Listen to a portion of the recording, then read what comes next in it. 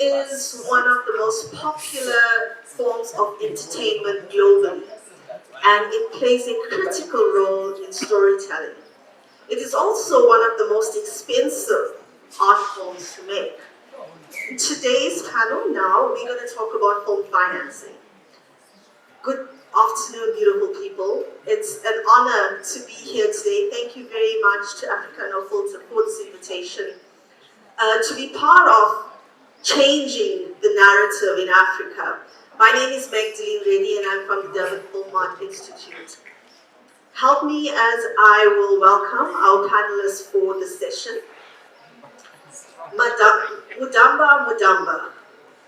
He is a filmmaker and the programs director at DocuBox, which is a fund and a hub for documentary filmmakers. Welcome. Francois Buddha, Africa No Filters, we've got a fan club, Africa No Filters Arts and Culture Grants Lead, and Victoria Thomas, a producer who has worked largely on international co-productions between Europe and Sub-Saharan Africa, and is the founder of Republic of Story. Welcome.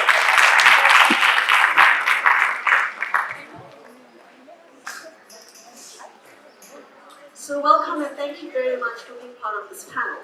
To kick off this discussion, I would like to ask each of you to tell us about your organization, how you're investing in filmmakers, what type of stories you're looking for, and how can filmmakers connect with you. So we'll start with you, Mudamba. DocuBox turns 10 years in a few days. It should be 10 years in... Give it up. On the 28th of November, we turned 10. And it was started by this wonderful filmmaker, Judy Kipinge, who's been very supportive and been very great in creating that space that is quite safe for filmmakers, not only in Kenya but in the East African region. Our mold or a model of work actually was informed by the shrinking funds for cultural funding in Africa and in every other space. And we thought to ourselves, having been filmmakers and having struggled through making films, how can we create an environment where filmmakers will find access to funding? And we were so lucky, and I'm happy that Jessica Horn is here, to have been given the first funds to first of all do the research and then create DocuBox and create a structure which will be able to support documentary filmmakers a lot more, because in our time, fiction filmmakers have always had a bit of a field to play. They have finances, they have access to finances, and apart from that, I think Kenya had been sort of a destination for fiction filmmakers, and therefore that was thriving. But for documentary filmmakers to be able to find finances, to be able to enter into festivals and be able to access money, it was quite difficult. So we intentionally decided that we'll start with documentary filmmakers. Along the line, once we became 5, quite a number of the guys whom we worked with in fiction, Judy has been a fiction filmmaker for the longest time, asked the question, what about us? And we went into working also on the shorts version, where we have the shots. We fund fiction and also experimental shots using the shorts model, and we also have a film screening for shorts. The ideal way of being able to get funds from DocuBox is traditionally we always made a call and respond to the call. We shortlisted mostly around 12 and then we worked with 6. But as time has gone, we've actually found ourselves at times also spontaneously working with great filmmakers out of great works and spontaneously just picking 1 or 2 films and working with them. But we've actually had 4 cohorts so far and spontaneity in 2 or 3 spaces. And then one of the other ways that we've actually been able to work a lot more lately has been collaboration, because again, one of the biggest things that Ford Foundation did for us was to take us through the Build Fund, which ended in 2022, December. So in January this year, we started working a lot more, and even before that, started working with collaborations, whether it is with Comic Relief, Skull Foundation, right now with Hewlett, Luminate, etc. And that has been the way we've actually been able to then survive and move on. I think, I hope I've answered the question. You have. I have one follow-up question. So you mentioned that you work with collaborators and you're focusing on collaborations. What type of stories are you looking for when you work with collaborators? I think one of the things that you'll find in documentaries, and interestingly, we don't actually end up at times looking for them so hard. It just happens that every time you are looking for documentaries, they end up becoming social impact stories. So you'll find that right from across the board, films like Softy, films like Thank You for the Rain, films like The Letter have come through support and funding from DocuBox, but they've gone on to become very impactful films. As we talk right now, there's a film called My Land, Our Freedom, Our Land, Our Freedom, which is opening at ITFA by Zibi Kimondo and Mina Namji. Ideally, again, that's going to be freedom, actually a human rights and freedom story that will actually impact a lot of people. So you find, apart from being able to have Thank You for the Rain, which ended up building an art dam and being able to support 300 families in Mutomo Kitui, The Letter, which went on to the coast and was able to save lives of elderly people who are being murdered because they become elderly and people want to make money and disinherit them of their land and etc. And whether it is now a film like My Land, Our Freedom that is going, at the end of it, the biggest thing is impact on society, and also one area that we've actually been working on a lot more is freedom of creative expression, and we are part of the Creative Economy Working Group, which was able to champion stuff like Going to Code for Rafiki and I Am Summit. Yeah. Thank you. Francois, as host of this amazing summit, Africa No Filter has been doing a great job in supporting filmmakers. And I know there are filmmakers here who are beneficiaries of that award. Would you please tell us a little bit more about the Last Mile Fund? Sure. Before responding to your question about the last mile, I would like to say that, like Moki pointed out this morning, Africa No Filter is a narrative change organization, and as such, what we're looking out for is supporting storytellers, so that they can push out the kind of stories that will change the unfolds and stereotypical narratives about Africa. And we've done a couple of reports, and especially Africa's the Storyfy report that shows that most African youth they watch African films equally as much as American films or other international films, and film is the most important platform, right, that African youth use. And we have another report, Who's Influencing Who, that also shows that pop culture is one of the most important platforms that influence African youth. And so we want to tap into the potential of film because it can drive our message. It can, it has the potential to shape the way that we see ourselves. And so that's why we've launched last year the Last Mile Film Fund. And like the name suggests, this is a fund that is aimed at African filmmakers, but also filmmakers in the diaspora, so that they can, complete the films and get their films out there to the market. And last year we selected 9 films. Some of them are here with you. We have Gregory Mulali, we have Amika Patel, a couple of them are here with us. And so what we are looking for through the Last Mile is really to give that, funding to help them put the final touches to the film, because we know that the film production cycle is very difficult, especially post-production. So we give out that money so that they can finish out their films, but also take the film to film platforms, markets, or to subscriptions, festivals, etc. And so what we look out for is films that portray Africa in a different way, that give a nuanced, a progressive perspective about the African continent, about ourselves. We are also looking for films that are compelling to African audiences, and the African diaspora. And this year we'll continue with this last mile feed fund, and the applications are open and selections are done on a rolling basis. So if you are working currently on a film, you're working on the final stages of your film. So please visit our website. You have all the criteria, all the information about the last mile, and then you can submit your entry. Thank you. And I think it's very important that we get our stories told internationally. So including that last mile, in the last mile fund, to be able to show the films at international festivals. So thank you for doing that, yeah. Victoria, you've been working in various aspects of the film industry as a researcher, filmmaker, but more recently you're doing fundraising and quite different from the two gentlemen here who are giving out a fund. You are raising funds for the film industry. Please, can you tell us a little bit more about the work you're doing in fundraising and also about the organization that you're leading? Okay, so I have two hats because I'm also the course director for the Masters in International Film Business at London Film School. So I also spend a lot of time teaching people how to raise funds and how to package their projects. And then as a producer, I sort of found a niche, being the middleman between European film funds that were working in sub-Saharan Africa.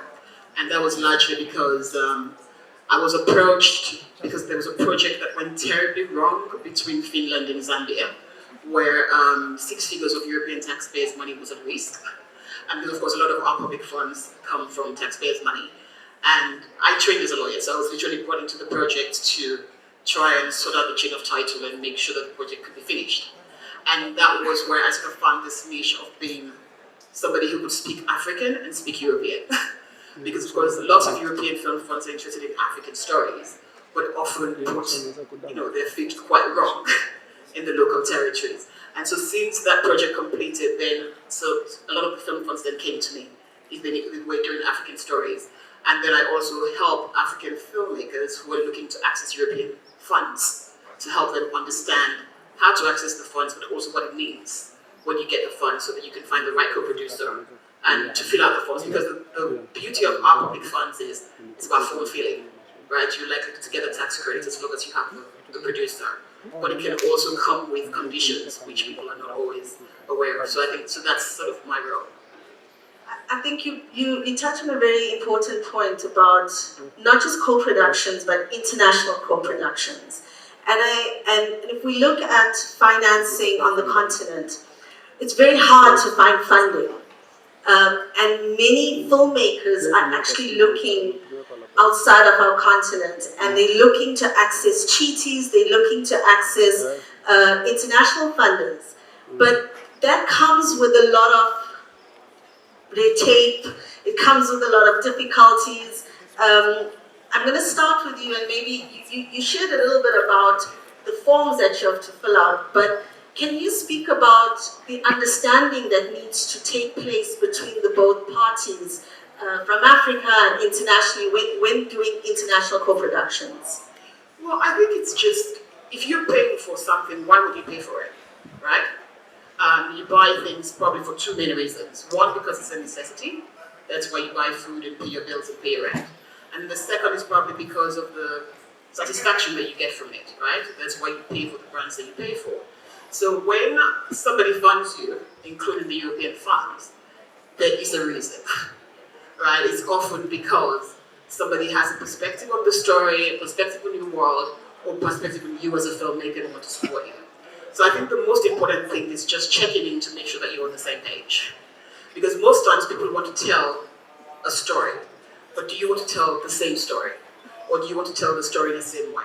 Right? If I give a log line to 20 writers in this room, they're all going to make 20 different films. Because that is going to be informed by their lived experience, their fantasies, their fears, their imagination, etc. So I think it's having those conversations, honest conversations, but also having the relationship. Because when you make a film with somebody, you're stuck with them for the rest of your life, whether you like it or not.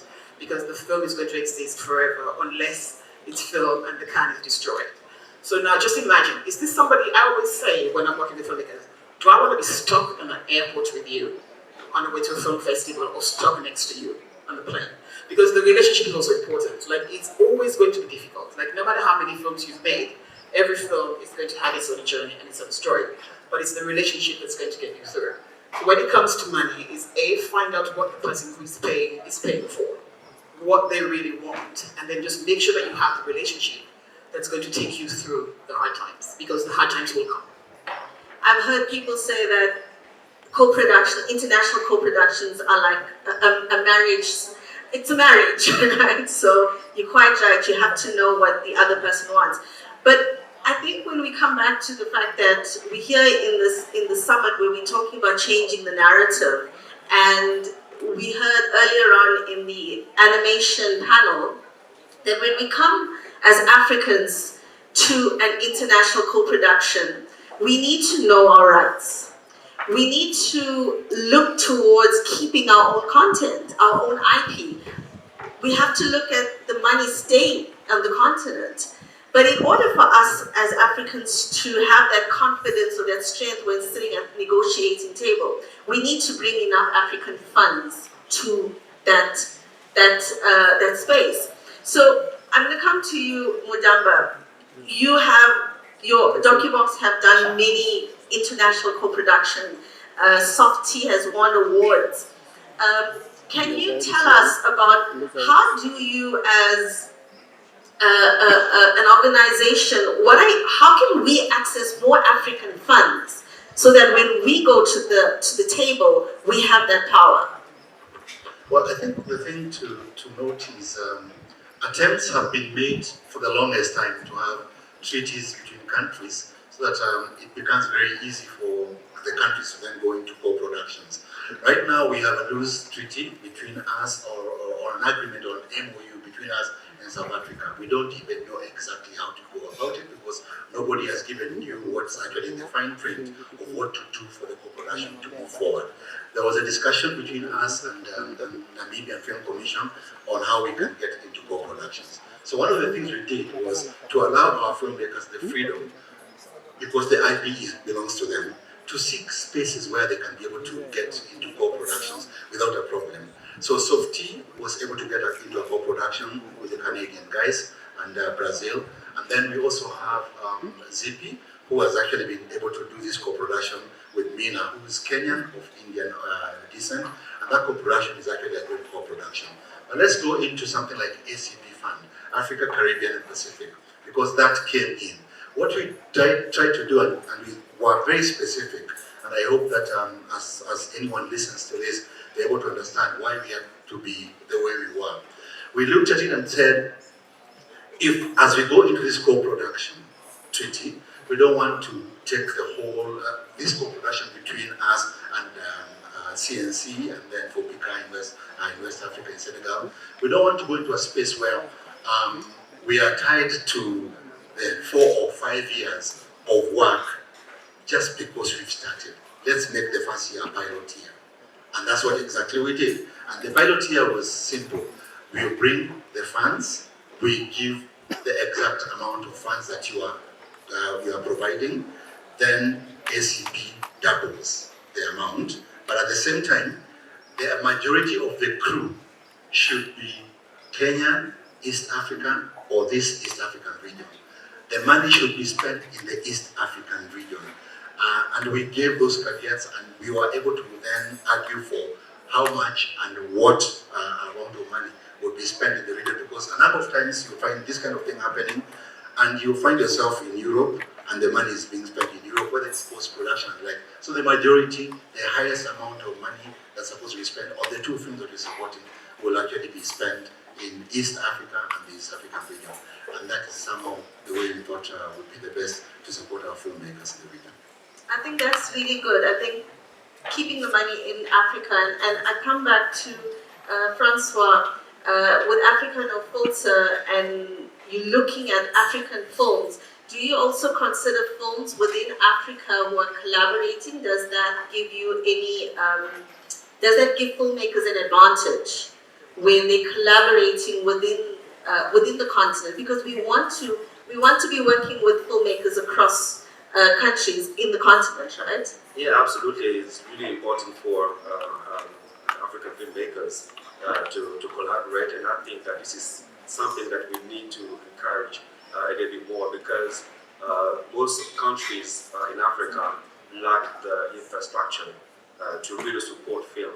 Many countries lack, national film policies or even a film commission. So there's a need, to, encourage not only countries to put out the infrastructure to support film, but also there's a need to encourage filmmakers themselves to collaborate between each other, because most of the time we look, to Europe, of course, because they have the money, but sometimes we forget about ourselves. We forget to collaborate. And I'm going to give you an example of collaboration between Fopica in Senegal and Fonseca in Cote d'Ivoire. They collaborated on Matidjo film, Atlantic, and that film got selected for the International Film Festival at Cannes.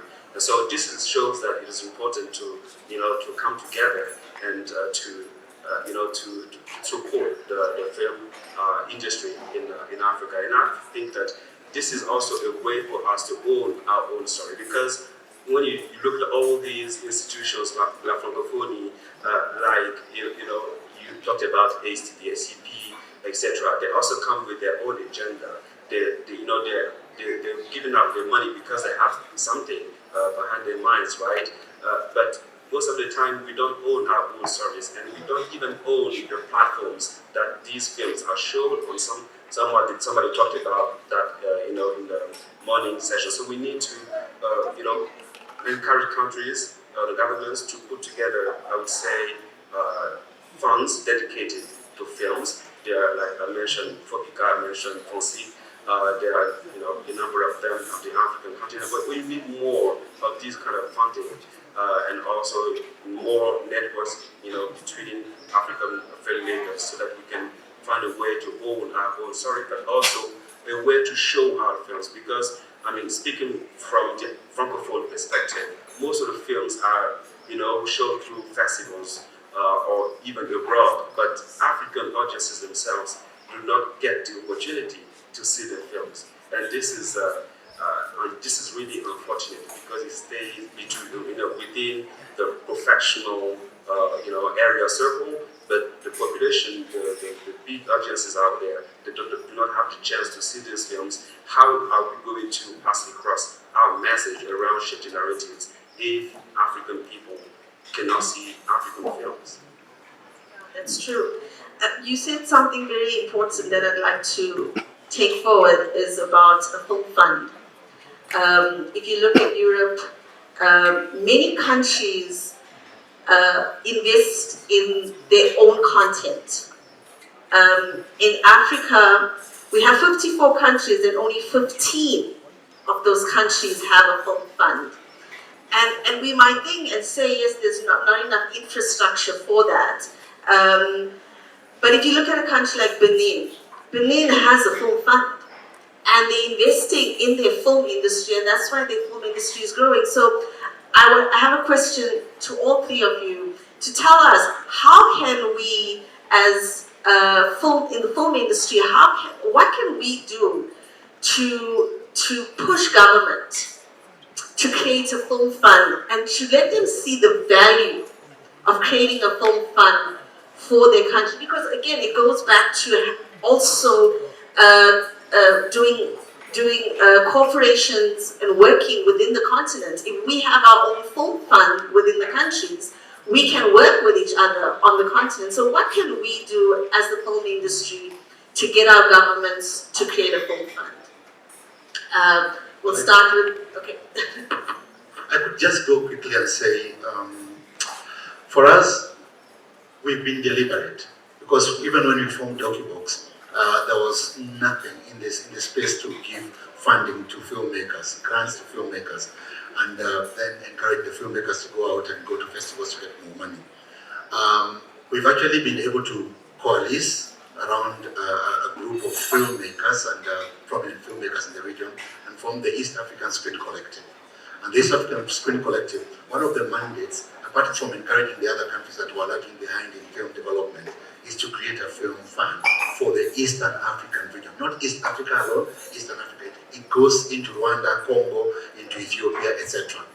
And we believe that if that fund then comes in, pressure will be on our governments to actually emulate and to follow, because we can't keep waiting for a film fund. And I know that the Kenya Film Commission and the Kenyan government have been talking about creating a film fund.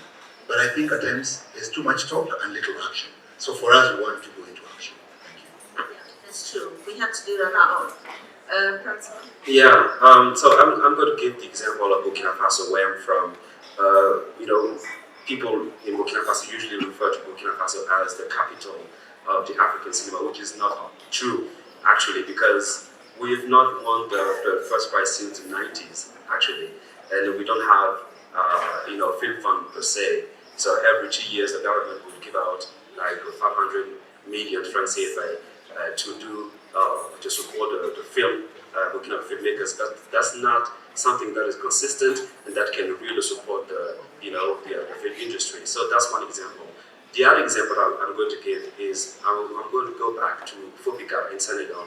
When they started in 2002, I think they've supported so far around a little bit more than 60 films. And among the films, you have Alain Gomis, who won the first prize with his film Félicité, which means that if you have a fund, you can support your film industry. And I think this is a good example to give. But what we also do at African No Filter, we also do advocacy, and we've started this with partnering with Durban Film Art, with the African Pavilion taking place at Cannes every year, but also with AFRIC that's taking place now, the Africa Film International Festival. And the idea here is to bring filmmakers to be more deliberate about their role as storytellers, about the power of film to shift perceptions about the African continent. And so we are also bringing together filmmakers to have conversations around how, for example, they can balance the ethical storytelling, but also the business of filmmaking. And this week, Victor participated in a roundtable at AFRIC, where he convened other filmmakers to talk about that topic. And this is something that we're looking forward to doing in the coming years. We want to support more film institutes and get them to uplift filmmakers, get them to be more aware and deliberate about shifting narratives through their filmmaking. Oh, thank you. Victoria? I think, well, film is a business, right? So you need to build infrastructure, and we also need to build the capacity to craft. If you watch any film and you look at the end, the credits list is super long, because it takes more than storytellers to make a film, and it also takes a lot more for people to see the film, and for the films to be monetized. Like 99% of films that are made all around the world, not just African content, are never seen by anybody. You only see about 1% of films. And there's an entire infrastructure behind it that gets films out. So for example, you use Matty's film as an example. Matty's film was always going to get into Cannes because of who the sales agent was and who a mentor is, right? It's a whole relationship. It's not as simple as the government gives us money, we can make a film, and then that's it. Because then what happens when the film is done? Because no matter how much money the government gives, if there's no infrastructure where you're making the film and monetizing the film, the money is going to run out, and the governments are not going to see the value. There's a reason why France spends so much money on film and culture. You buy a cinema ticket in France, part of that money goes into the film fund that funds that ecosystem. So there's a massive thing that we have to think about. I was the factual producer director on African Queens, Cleopatra, right? There was nothing shot in Egypt. It was shot in Morocco. Jingle was not shot in Angola. They went straight to South Africa because it was about how much money are we not going to spend versus how much money are we going to make back. So I think that in addition to supporting storytellers, we also need to support the infrastructure around them, the people who understand the business of storytelling, because it is a business, I think. Thank you very much to our panel, and we have come to the end of this time. I really appreciate having this discussion with you, and we can continue this after the rest of the sessions. Thank you very much. Thank you.